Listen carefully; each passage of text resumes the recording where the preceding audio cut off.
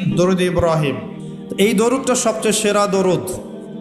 এই দরুদ একবার পড়লেই 10টা নেকি হবে, 10টা গুনাহ মাফ হবে, 10 বার আল্লাহ রহম করবেন, মর্যাদার স্তর 10 গুণ বেড়ে যাবে ইনশাআল্লাহ।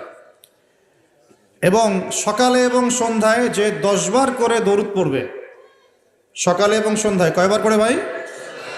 তার জন্য বিশেষ একটা ফজিলত আছে, বলে দেব। সেটা হলো আমাদের নবী মুহাম্মদ সাল্লাল্লাহু আলাইহি ওয়াসাল্লাম ওই ব্যক্তির জন্য কাল কিয়ামতের মাঠে সুপারিশ করবেন ইনশাআল্লাহ।